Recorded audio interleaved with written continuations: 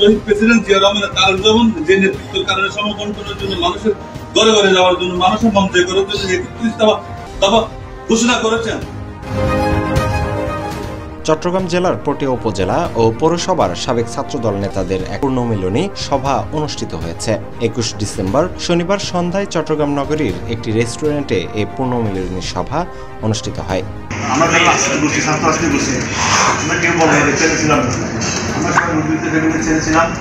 আমরা এই দলের জন্য সর্বোচ্চ সবাই করেছেন। নেসারের নেতৃত্বে দক্ষিণ জেলা ছাত্রদলের কমিটিতে অর্থ সম্পাদক ছিলাম।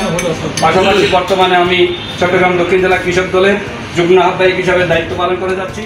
চট্টগ্রাম মহানগর ছাত্রদলের সাবেক সভাপতি, মহানগর বিএনপির নেতা গাজী মোহাম্মদ সিরাজউদ্দৌলার সভাপতিত্বে ও সাংবাদিক মোহাম্মদ হাসানুর জামান বাবুর সঞ্চালনায় অনুষ্ঠিত পূর্ণমিলনী সভায় সাবেক ছাত্র নেতাদের মধ্যে স্মৃতিচারণ ও আগামীর রাজনৈতিক দিক নির্দেশনামূলক বক্তব্য রাখেন সাবেক চেয়ারম্যান, চট্টগ্রাম দক্ষিণ জেলা ছাত্রদলের সাবেক সাধারণ সম্পাদক ও সাবেক জেলা বিএনপির যুগ্ম সম্পাদক আলহাজ রেজাউল করিম নেসার।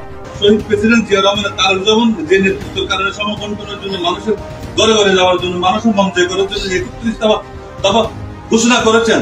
এর মধ্যে যদি আমরা বোঝান বিলাসে বিভিন্ন মাধ্যমে আমাদের এলাকার মধ্যে আমরা যে এলাকায় জন্মগ্রহণ করে যে এলাকায় যৌবন শেষ করে যে আদর্শকে বাস্তবায়ন করার জন্য প্রতিষ্ঠিত করার জন্য আমরা সর্বোচ্চ দিয়ে চেষ্টা করেছি। হয়তো ৫ তারিখে ছাত্র জনতার আন্দোলন না হলে আমরা জীবনে বেঁচে থাকবো কিনা তাও প্রশ্ন ছিল, এই গাজীরা বেঁচে থাকতো কিনা সেটা প্রশ্ন ছিল।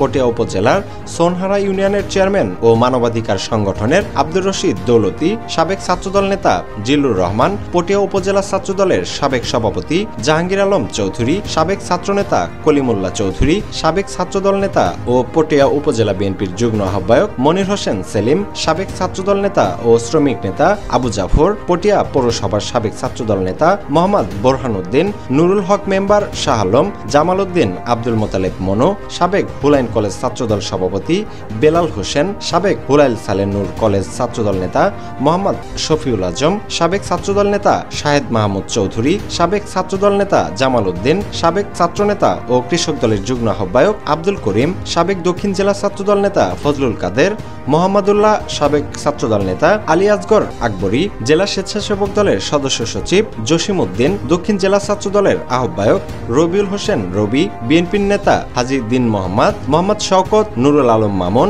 সাবেক ছাত্রনেতা ইফতেখার হোসেন, নাজিম উদ্দিন, সাবেক ছাত্রনেতা রহিমুল্লাহ, নাজমুল, আব্দুর রহমান, মোহাম্মদ আলমগীর, জামাল উদ্দিন মিন্টু, হেলাল প্রমুখ।